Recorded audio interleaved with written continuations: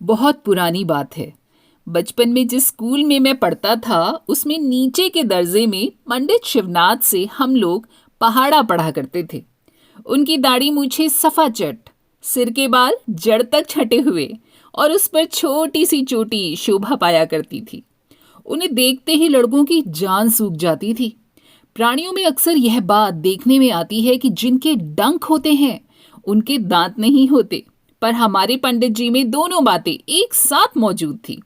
एक ओर उनके थप्पड़ घूंसे हम पौधों पर ओलों की तरह बरसते, तो दूसरी ओर सख्त वचन सुनकर हम सबको छठी के दूध की याद आ जाती। पंडित जी को इस बात का बड़ा अफसोस था कि गुरु शिष्य का संबंध अब पुराने जमाने जैसा नहीं रहा।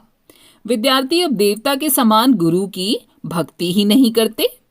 इस तरह अपना अफसोस जाहिर करके वे अपनी उपेक्षित देव महिमा को बालकों के सर पर जोरों से पटक दिया करते और कभी कभार गहरा हुंकार भरते, किंतु उसके भीतर इतनी ओछी बातें मिली रहती थी कि उसे देवता की वज्र की आवाज का दूसरा रूप समझ लेने का भ्रम किसी को नहीं होता।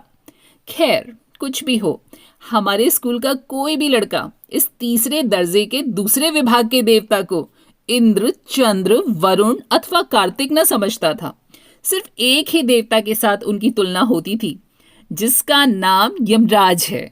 और इतने दिनों बाद अब तो यह मानने में कोई दोष ही नहीं और ना डर है कि हम लोग मनी मन चाहते थे कि उक्त देवालय जाने में अब वे ज्यादा देर न करें तो अच्छा है। पर इतना तो हम लोगों ने अच्छी तरह समझ लिया था कि नर देवता के समान दूसरी कोई बला नहीं। देवलोक में रहने वाले देवता बखेड़ा नहीं करते। पेड़ से दो एक फूल तोड़कर चढ़ा देने से वो खुश हो जाते हैं और ना दो वो तकाजा भी नहीं करते।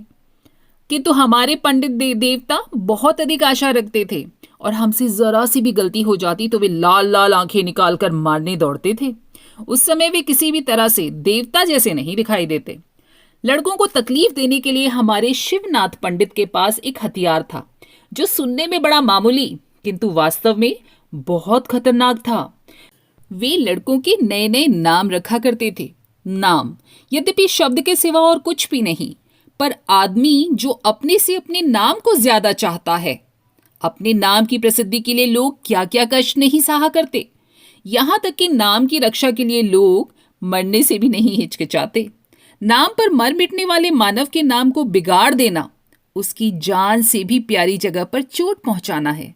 और तो क्या, जिसका नाम भूतनाथ है, अगर उसे नलिनीकांत कहा जाए तो उसके लिए यह बर्दाश्त से बाहर है। इससे एक खास तत्व की जानकारी होती है, वो ये कि आदमी चीज की अपेक्षा ना चीज को ज्यादा कीमती समझता है। यानी सोने चांदी की अपेक्षा बात को, प्राणों की अपेक्षा मान को, अपने नाम को अपने से बड़ा मानता है। मानव स्वभाव के अंदरूनी इस गूढ़ नियम के बस में होकर पंडित जी ने जब शशि शेर का नाम छुछुंदर रख दिया, तब वो बेचारा बहुत ही दुखी हुआ। खासकर इसलिए उसके मन का दर्द और भी बढ़ गया कि वैसे नामकरण की वजह से उसके चेहरे पर खास तौर से गौर किया जाता था।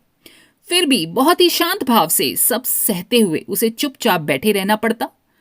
पंडित जी ने आशुतोष का नाम रखा था दुल्हन, और इस नाम के साथ थोड़ा सा इतिहास भी है। आंसू अपने दर्जे में बहुत ही सीधा साधा और भोला भाला लड़का था। वो हमेशा चुप रहता। लड़ना झगड़ना तो उसकी जन्मपत्री में ही नहीं लिखा था। बहुत बड़ा झींपू था। उम्र में भी शायद वो सबसे छोटा था। सभी बातें सुनकर मुस्कुरा देता था, किंतु पढ़ता खूब था। स्कूल के बहुत से लड़के उसके साथ मित्रता करने को उत्सुक थे, पर वो किसी के साथ न खेलता था। छुट्टी होते ही तुरंत फुरंत घर चला जाता था। दोपहर को 1 बजे के करीब उसके घर की मेहरी एक दोने में कुछ मिठाई और छोटे से ग्लास में पानी लेकर आया करती। आंसू को इसके लिए बड़ी शर्म महसूस होती थी। वो सोचता कि मेहरी किसी तरह घर लौट जाए तो वो जी जाए। वो नहीं चाहता था कि इस बात को कोई जाने कि स्कूल के छात्र के अलावा वो और कुछ भी है। मानो उसके लिए ये बहुत बड़ी छिपाने वाली बात थी कि घर का कोई है, अपने माँ बाप का लाडला है, भाई बहनों का भाई है। इस विषय में हमेशा उसकी यही कोशिश रहती कि कोई लड़का उसकी कोई भी बात न जान ले। पढ़ने लिखने में उससे कभी कोई गलती न होती थी। सिर्फ किसी किसी रोज स्कूल आने में जरा सी देर हो जाया करती थी। शिवनाथ पंडित जब उससे कारण पूछते तो वह उसका कोई सही उत्तर नहीं दे सकता था। इसके लिए कभी कभी उसे बड़ी फटकार सहनी पड़ती थी। पंडित जी उसे घुटनों पर हाथ रखकर पीठ नीची करके दालान की सीढ़ियों पर खड़ा कर देते थे और चारों दर्जों के लड़के उस झेपू लड़के को उस हालत में देखा करते थे। एक दिन ग्रहण की छुट्टी थी।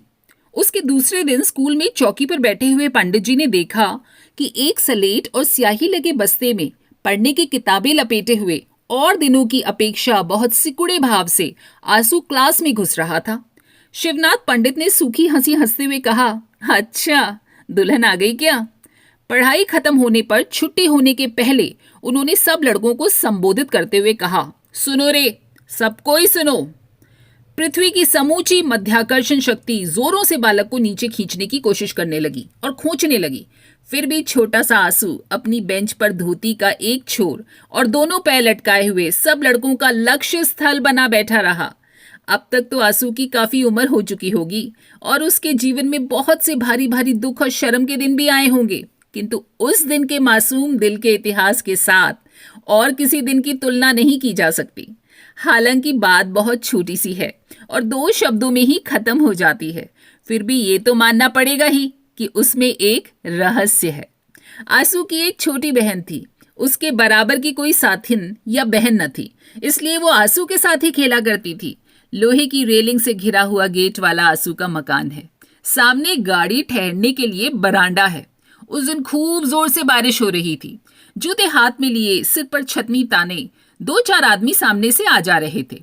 उन्हें किसी भी तरफ ताकने की फुर्सत न थी। बादलों के उस अंधेरे में, वर्षा के झमझम शब्द में, तमाम दिन की छुट्टी में गाड़ी वरांडे के नीचे की सीढ़ियों पर बैठा आंसू अपनी बहन के साथ खेल रहा था। उस दिन उनके गुड्डा गुड़ियों का ब्याह था। उसी की तैयारी के बारे में आंसू बहुत ही गंभीरता से अपनी बहन के साथ बात कर रहा था और उपदेश दे रहा था। अब सवाल उठा कि पुरोहित किसे बनाया जाए। बालिका चट से दौड़ी गई और सामने खड़े एक आदमी से पूछने लगी, क्यों जी, तुम हम लोगों के पुरोहित बनोगे? आंसू ने पीछे मुड़कर देखा तो शिवनाथ पंडित अपनी भीजी छतरी समेटे पानी से तरबतर बरामदे में खड़े हैं। रास्ते में जा रहे थे, वर्षा ज्यादा होने के कारण यहाँ ठहर गए। बालिका उनसे पुरोहित बनने के लिए आग्रह कर रही थी।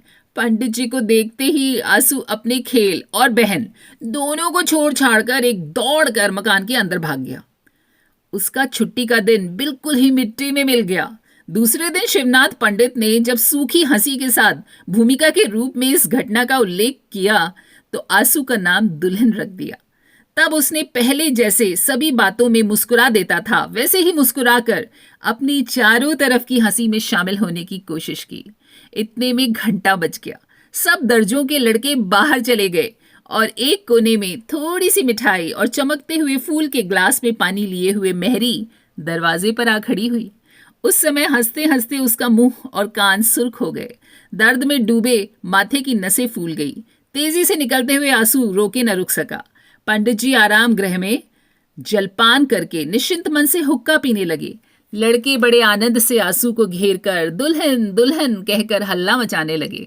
छुट्टी के दिन का अपनी छोटी बहन के साथ खेला हुआ वो खेल आंसू की नजर में अपने जीवन का एक सबसे बढ़कर शर्म से भरा हुआ भ्रम मालूम होने लगा।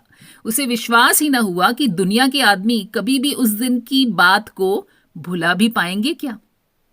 तो दोस्तों, ये थी कहानी दुल्हन। कैसी लगी कमेंट करके बताइएगा और पसंद आई हो तो प्लीज लाइक, शेयर और सब्सक्राइब कीजिए ना।